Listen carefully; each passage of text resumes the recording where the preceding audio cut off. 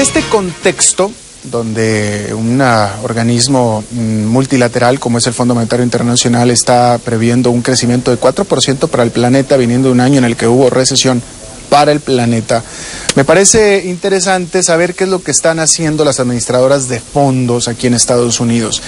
Una de ellas, Invesco, una grande, administran fondos por $550 mil millones. Está conmigo uno de sus directores, Pedro González. Bienvenido a Economía y Finanzas. Gracias, Alberto.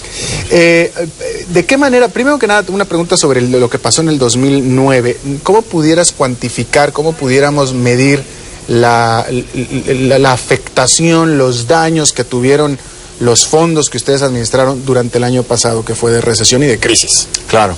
Lo que vimos fue en esencia un desplazamiento a partir, yo te diría, de marzo del 2009 hasta final del 2009, en términos del apetito por riesgo. Vimos muchos inversionistas buscando posicionarse en mercados emergentes. También ¿Más apetito por riesgo? Sí, señor. A partir de que empezó el rally. Exacto. Entonces, siempre en inversiones tú tienes dos cosas que se contraponen, valoración y dinámica.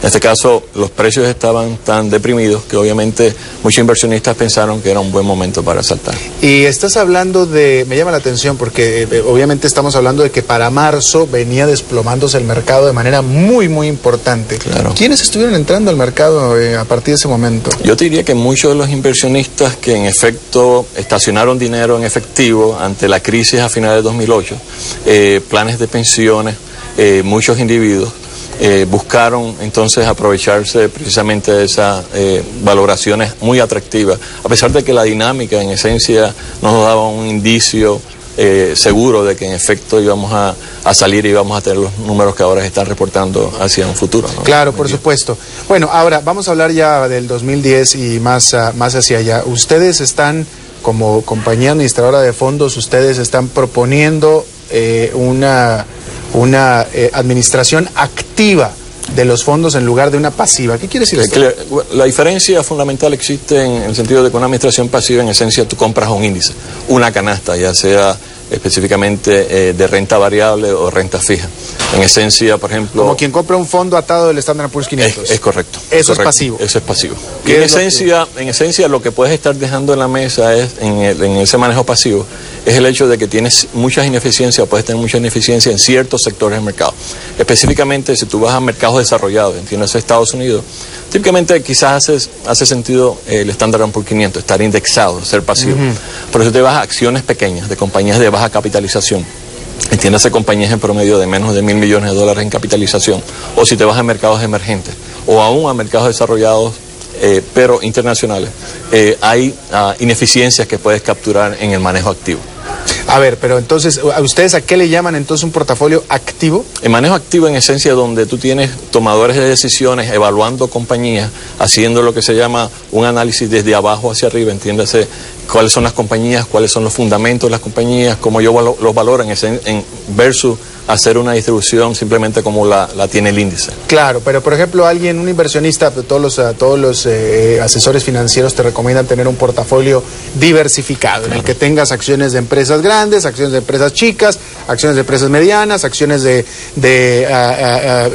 internacionales, de mercados emergentes, un poco de bonos, etcétera. Claro. Eso es una administración activa. Eso es una administración activa, en esencia. ¿Qué es lo que ustedes están viendo? ¿Dónde ahora Invesco está poniendo su dinero, literalmente? Bueno, sí, en esencia lo que estamos viendo es buenas dinámicas para el área de mercados emergentes, específicamente mercados emergentes que son economías grandes, como por ejemplo la brasileña, la indostana, inclusive la de China. También estamos viendo mucho atractivo potencial en el bono del Tesoro de los Estados Unidos, sobre todo ante el hecho de que ha estado a niveles deprimidos al cierre del 2009, y si vuelve ese miedo y se reduce ese apetito por riesgo que vimos inicialmente, como mencionamos, regresar al mercado en marzo, potencialmente eso puede ser muy atractivo para él. Hablando de los mercados emergentes que ustedes están favoreciendo o que lo ven con buenos ojos, por ejemplo el de Brasil.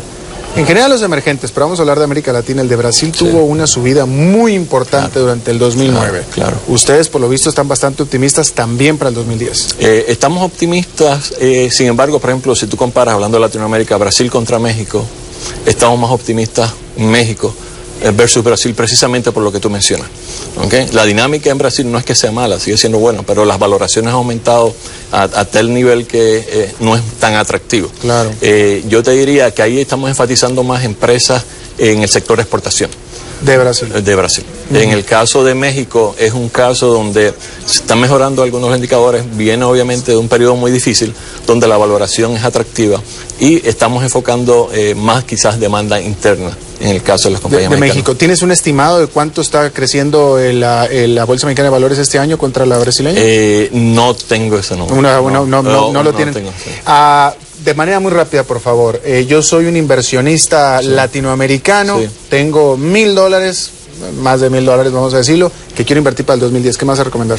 Bueno, yo le diría que ponga, se enfoque en mercados emergentes, una porción importante, yo te diría de un 20 a 30%, en mercado emergente de acciones versus deuda, que también invierta en bonos del Tesoro de los Estados Unidos, una porción importante, y que también tenga exposición a Asia y a la India. Muchas gracias, Pedro González, director de Invesco, de la administradora de fondos. Muchas gracias por tu visita aquí con nosotros. Gracias. Bueno, esta entrevista